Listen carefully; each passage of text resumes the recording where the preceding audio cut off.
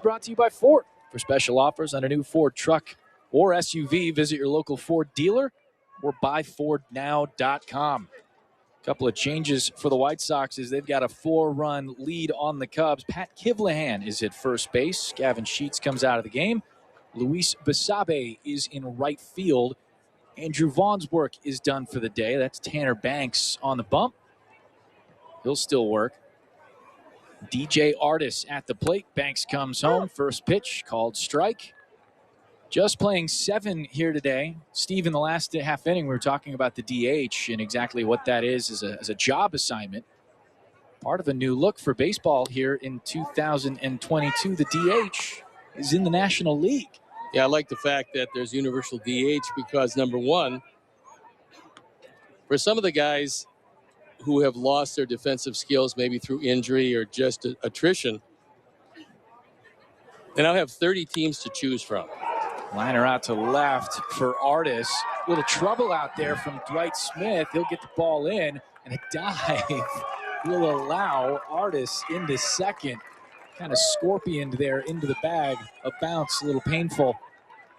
He's in there for a leadoff double. Well, yeah, I would think that's going to be Smith. Base hit E7, but the end result is a runner at second base, nobody out.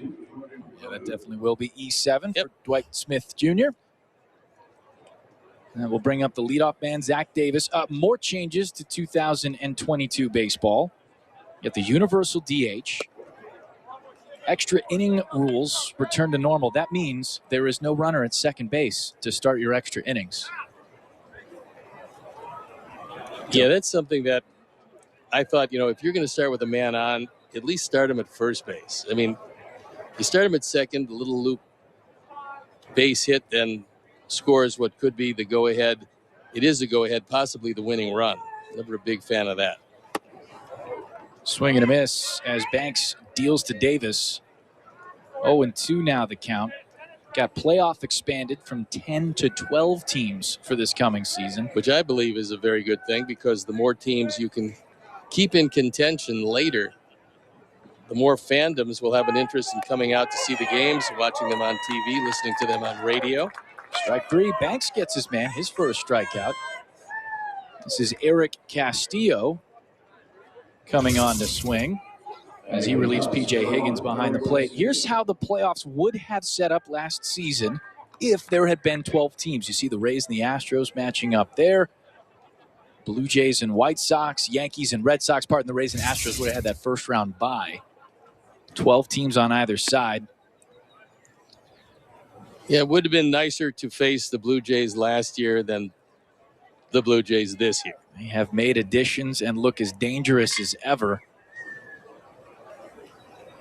Castillo's got a 1-0 count. Banks brings another one home. And this one's down low, 2-0. DJ Artis stands at second base after a single and an error. It's Carlos Perez behind the plate. And that one almost bounded away.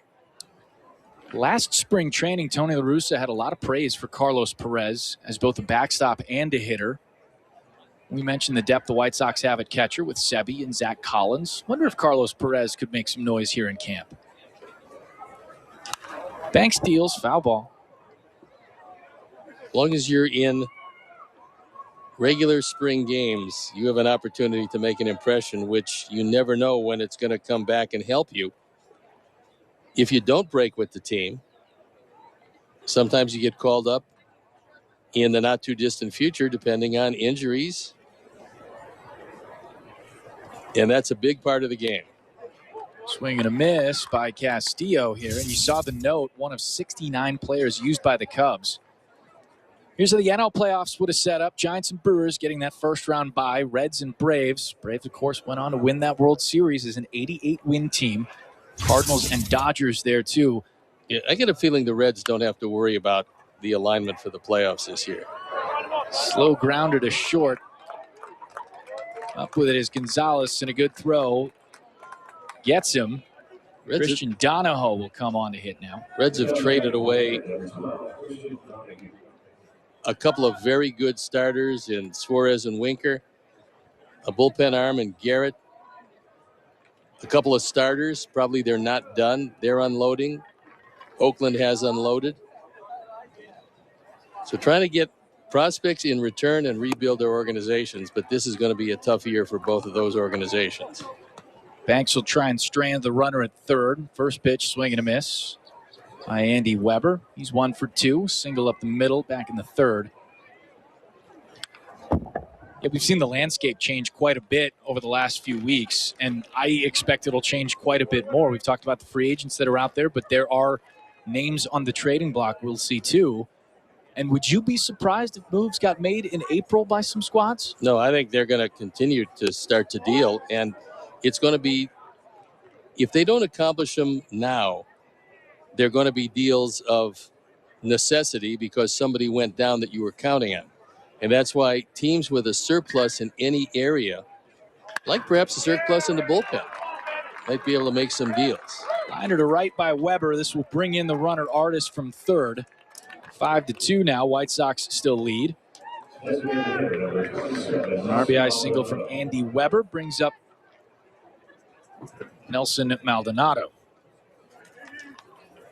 What's the other thing that's changed this year?